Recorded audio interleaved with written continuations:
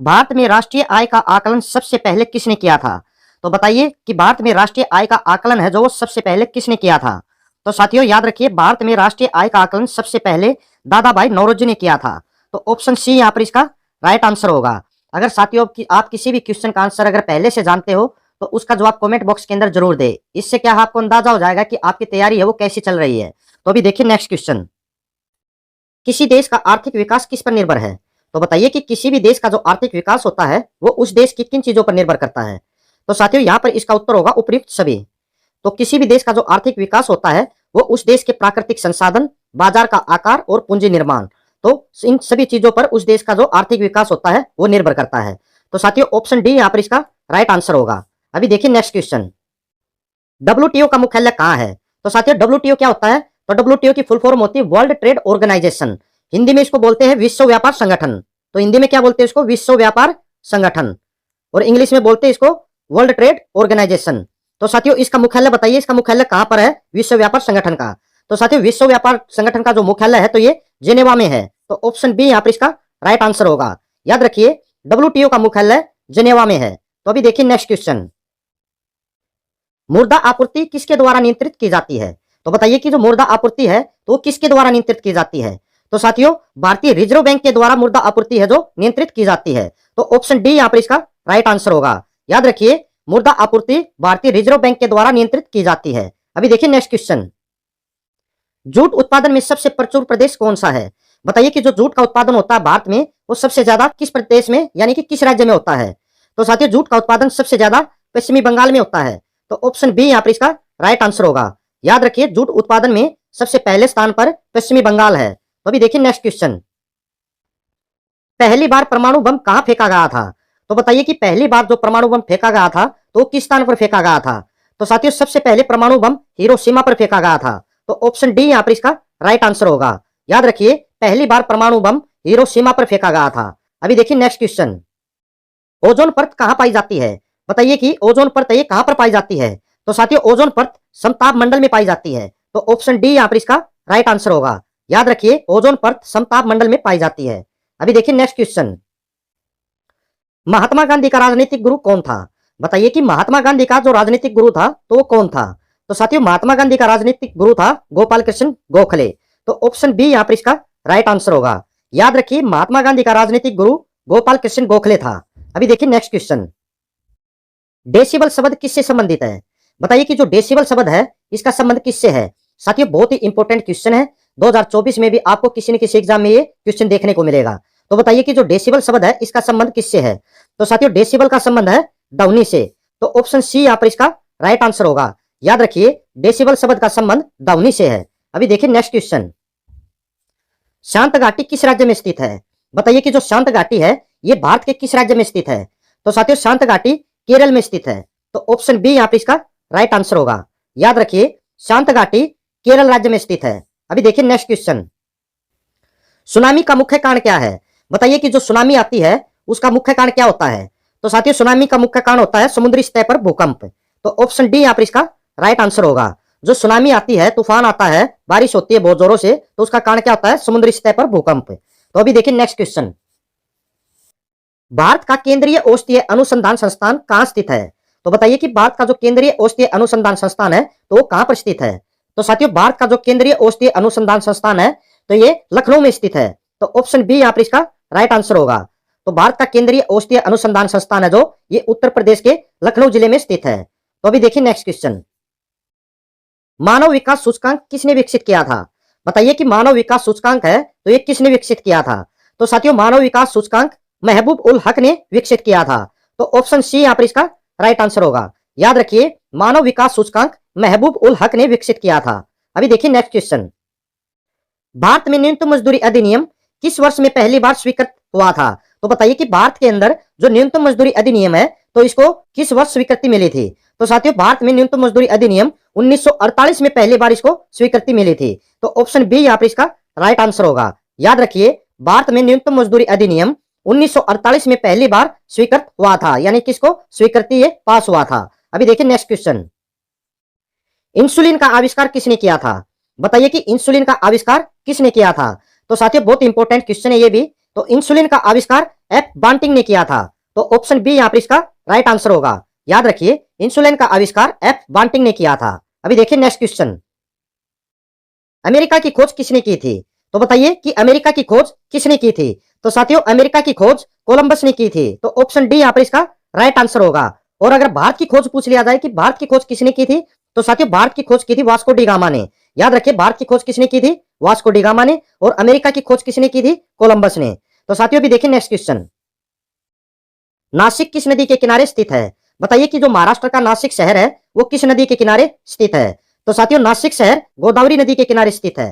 तो option B यहाँ पर इसका राइट आंसर होगा। याद रखिए, नासिक गोदावरी नदी के किनारे स्थित है। अभी देखिए नेक्स्ट क्वेश्चन, पेनिसिलिन किससे प्राप्त की जाती है?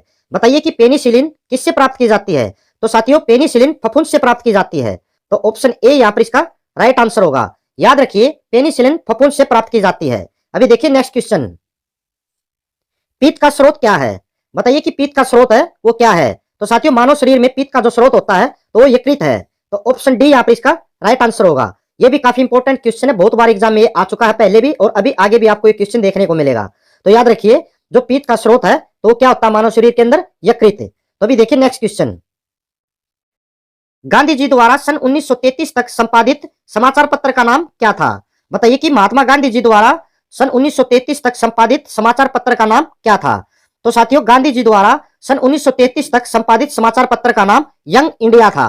तो ऑप्शन डी यहाँ पर इसका राइट आंसर होगा। याद रखिए, महात्मा गांधी जी द्वारा संपादित जो समाचार पत्र था 1933 तक, तो उसका नाम क्या था? Young India. तो अभी देखिए नेक्स्ट क्वेश्चन, भारत सेवक समाज की स्थापना किसने की थी? बताइए कि भारत सेवक समाज है जो इसकी स्थापना किसने की थी? तो साथियों, भारत सेवक समाज की स्थापना गोपाल कृष्ण गोखले ने की थी। तो ऑप्शन बी यहाँ पर इसका राइट आंसर होगा। याद रखिए, गोपाल कृष्ण गोखले ने भारत सेवक समाज की स्थापना की थी। अभी देखिए नेक्स्ट क्वेश्चन, मोती मस्जिद निम्नलिखित में से किस नगर में स्थित है? बताइए कि जो मोती मस्जिद है तो ये भारत के किस शहर में स्थित है? तो साथियों, मोती मस्जिद आगरा में स्थित है। तो ऑप्शन ए यहाँ पर इसका राइट आंसर होगा। याद रखिए, मोती मस्जिद आगरा नगर में या आगरा शहर में स्थित है। अभी देखिए नेक्स्ट क्वेश्चन, निम्नलिखित में से विटामिन ई का अच्छा स्रोत कौन सा है? तो बताइए कि विटामिन ई का जो सबसे अच्छा स्रोत है, यानी कि विटामिन ई सबसे ज्यादा किस में पाया जाता है? तो साथियों, ताजी सब्जियां जो इनके अंदर सबसे ज्यादा विटामिन ई पाया जाता है।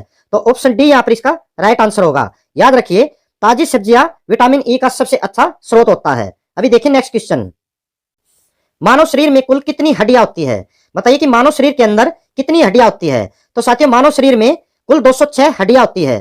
तो ऑप्शन ए यहाँ पर इसका राइट आंसर होगा। याद रखिए, मानव शरीर में 206 हड्डियां होती है। अभी देखिए नेक्स्ट क्वेश्चन, उस विटामिन का नाम बताइए जो किसी भी मांसाहारी भोजन में नहीं मिलता है। तो साथियों, बताइए कि कौन सा विटामिन है जो कि मांसाहारी भोजन के अंदर नहीं मिलता है? तो विटामिन डी है जो ये मांसाहारी भोजन में नहीं मिलता है। तो जो विटामिन डी होता है ये मीट मछली इनके अंदर नहीं मिलता है। तो ऑप्शन सी यहाँ पर इसका कथकली शास्त्रीय नृत्य किस राज्य से शुरू हुआ था? तो बताइए कि कथकली शास्त्रीय नृत्य है तो इसकी शुरुआत किस राज्य से हुई थी? तो साथियों, कथकली शास्त्रीय नृत्य की शुरुआत केरल राज्य से हुई थी। तो ऑप्शन डी यहाँ पर इसका राइट आंसर होगा। याद रखिए, कथकली शास्त्रीय नृत्य की शुरुआत केरल राज्य से हुई थी। तो गाइज, केरल राज्य का जो कथकली शास्त्रीय नृत्य वहां का प्रसिद्ध नृत्य है। अभी देखिए नेक्स्ट क्वेश्चन, संतोष ट्रॉफी किस खेल से संबंधित है? बताइए कि संतोष ट्रॉफी का संबंध किस खेल से है? तो साथियों, संतोष ट्रॉफी का संबंध फुटबॉल से है। तो ऑप्शन ए यहाँ पर इसका राइट आंसर होगा। याद रखिए, संतोष ट्रॉफी का संबंध फुटबॉल से है। अभी देखिए नेक्स्ट क्वेश्चन, युआन किस देश की मुद्रा है? बताइए कि युआन है जो ये किस देश की मुद्रा है? तो साथियों, युआन चीन देश की मुद्रा है। तो ऑप्शन डी यहाँ पर इसका राइट आंसर होगा। याद रखिए, युआन चीन देश की मुद्रा है। अभी देखिए नेक्स्ट क्वेश्चन, निम्नलिखित में से कौन सा एलपीजी का प्रमुख घटक है? बताइए कि एलपीजी का प्रमुख घटक कौन सा है? तो साथियों, एलपीजी का प्रमुख घटक प्रोपेन है। तो ऑप्शन सी यहाँ पर इसका राइट आंसर होगा। बहुत इंपॉर्टेंट क्वेश्चन है, याद रखिए, एलपीजी का प्रमुख घटक प्रोपेन है। तो अभी देखिए नेक्स्ट क्वेश्चन, पोलियो की रोकथाम के लिए पहली प्रभावी वैक्सीन किसने बनाई थी? बताइए कि पोलियो की रोकथाम के लिए जो पहली प्रभावी वैक्सीन या जो टीका है तो किसने बनाया था? तो साथियों, पोलियो की रोकथाम के लिए जो पहला टीका है तो वो जोनास साल्क ने बनाया था। तो ऑप्शन बी यहाँ पर इसका राइट आंसर होगा। याद रखिए, पोलियो की रोकथाम की जो पहली प्रभावी वैक्सीन है तो वो जोनास साल्क ने बनाई थी। तो जोनास साल्क क्या है? तो साथियों, जोनास साल्क एक विश्वविद्यालय है, तो वहां पर ये टीका बनाया गया था। और कब बनाया गया था? 1952 में। याद रखिए कब बनाया गया था, 1952 में। जोनास साल्क और पिट्सबर्ग ये विश्वविद्यालय है, तो वहां पर पोलियो की रोकथाम की जो पहला प्रभावी टीका है या वैक्सीन है तो वो बनाई गई थी। अभी देखिए नेक्स्ट क्वेश्चन, पश्चिमी बंगाल में रानीगंज का संबंध है। बताइए कि पश्चिमी बंगाल में जो रानीगंज है तो उसका संबंध किससे है। तो साथियों जो रानीगंज का संबंध है तो इसका संबंध है कोयला क्षेत्रों से। तो ऑप्शन ए यहाँ पर इसका राइट आंसर होगा। पश्चिमी बंगाल के रानीगंज में ज्यादा मात्रा में कोयला वहां से निकाला जाता है, तो इसलिए इसका रानीगंज का जो संबंध है किससे है, कोयला क्षेत्रों से। अभी देखिए नेक्स्ट क्वेश्चन, जोजिला दर्रा जोड़ता है। तो बताइए कि जो जोजिला दर्रा है कारगिल जिले में स्थित है तो वो किसको जोड़ता है। तो साथियों जोजिला दर्रा श्रीनगर और लेह को आपस में जोड़ता है, तो ऑप्शन ए यहाँ पर इसका राइट आंसर होगा। जोजिला दर्रे को बर्फीले बर्फीले तूफान दर्रे के नाम से भी जाना जाता है। तो किसके नाम से जाना जाता है इसको, बर्फीले तूफान दर्रे के नाम से भी इसको जाना जाता है। तो याद रखिए जोजिला दर्रा श्रीनगर और लेह को आपस में जोड़ता है और इसे बर्फीले तूफान दर्रे के नाम से भी जाना जाता है। अभी देखिए नेक्स्ट क्वेश्चन, कौन सी नियुक्ति भारत के राष्ट्रपति के अधिकार में नहीं है। बताइए कि इनमें से किसकी नियुक्ति है जो भारत का राष्ट्रपति नहीं करता है। तो साथियों लोकसभा अध्यक्ष है जो, इसकी नियुक्ति भारत का राष्ट्रपति नहीं करता है। लोकसभा अध्यक्ष की नियुक्ति कौन करता है, इसकी नियुक्ति करता है लोकसभा के सदस्य है। कौन करते हैं इसकी नियुक्ति, लोकसभा के सदस्य। जो भारत का राष्ट्रपति होता है वो सिर्फ लोकसभा अध्यक्ष के चुनाव की जो तारीख होती है सिर्फ उसको नियुक्त करता है, बाकी इसकी नियुक्ति नहीं करता लोकसभा अध्यक्ष की। भारत का जो मुख्य न्यायाधीश होता है इसकी नियुक्ति भी कौन करता है, भारत का राष्ट्रपति। और जो वित्त आयोग का अध्यक्ष होता है उसकी भी नियुक्ति भारत का राष्ट्रपति करता है। और थल सेना अध्यक्ष की नियुक्ति भी भारत का राष्ट्रपति करता है। यानी कि इन तीनों की नियुक्ति कौन करता है, भारत का राष्ट्रपति। और जो लोकसभा अध्यक्ष का जो अध्यक्ष होता है लोकसभा अध्यक्ष, तो उसकी नियुक्ति कौन करता है, लोकसभा के सदस्य। भारत का जो राष्ट्रपति होता है वो सिर्फ लोकसभा अध्यक्ष के चुनाव की तारीख नियुक्त करता है, बाकी इसकी नियुक्ति नहीं करता है। तो ऑप्शन डी यहाँ पर इसका राइट आंसर होगा। अभी देखिए नेक्स्ट क्वेश्चन, एंजाइम होते हैं। बताइए एंजाइम क्या होते हैं। मानव शरीर के अंदर होता है लगभग 75,000 के आसपास होते हैं। कितने, 75,000 के आसपास है। तो ये क्या होते हैं। तो साथियों यहाँ पर इसका आंसर होगा प्रोटीन। तो ऑप्शन डी यहाँ पर इसका राइट आंसर होगा। याद रखिए एंजाइम क्या होते हैं, तो एंजाइम प्रोटीन होते हैं। अभी देखिए नेक्स्ट क्वेश्चन, मानव शरीर की सबसे बड़ी मिश्रित ग्रंथि है। तो बताइए कि मानव शरीर की सबसे बड़ी जो मिश्रित ग्रंथि है वो कौन सी है। तो साथियों मानव शरीर की जो सबसे बड़ी मिश्रित ग्रंथि है तो वो है अग्नाशय। तो ऑप्शन सी यहाँ पर इसका राइट आंसर होगा। अभी यहाँ पर अगर ये पूछ लिया जाए कि मानव शरीर की सबसे बड़ी ग्रंथि कौन सी है, तो साथियों फर्क समझिए, जो मिश्रित ग्रंथि है वो है अग्नाशय। अगर ये पूछ लिया जाए कि सबसे बड़ी ग्रंथि कौन सी है, तो सबसे बड़ी ग्रंथि है लीवर। लीवर या आप इसको यकृत भी बोल सकते हो, लीवर या यकृत। सबसे बड़ी ग्रंथि कौन सी है, लीवर। और सबसे बड़ी मिश्रित ग्रंथि कौन सी है, अग्नाशय। तो याद रखिए सबसे बड़ी मिश्रित ग्रंथि अग्नाशय और सबसे बड़ी ग्रंथि है जो मानव शरीर की वो है लीवर। अभी देखिए नेक्स्ट क्वेश्चन, किलोवाट घंटा एक यूनिट है। बताइए कि जो किलोवाट घंटा है वो किसकी यूनिट है। तो साथियों किलोवाट घंटा किसकी यूनिट है, ऊर्जा की यूनिट है। तो ऑप्शन ए यहाँ पर इसका राइट आंसर होगा। जो किलोवाट घंटा है ये ऊर्जा की एक यूनिट है। अभी देखिए नेक्स्ट क्वेश्चन, मरकरी कौन सी धातु है। बताइए कि मरकरी है ये किस धातु में आती है, यानी कि कौन सी धातु है मरकरी। तो साथियों मरकरी है द्रव धातु। तो ऑप्शन डी यहाँ पर इसका राइट आंसर होगा। याद रखिए मरकरी द्रव धातु है। किस में आती है, द्रव धातु के अंदर आती है मरकरी। अभी देखिए नेक्स्ट क्वेश्चन, कौन सा स्थान भारत में पुर्तगालियों का मुख्यालय था।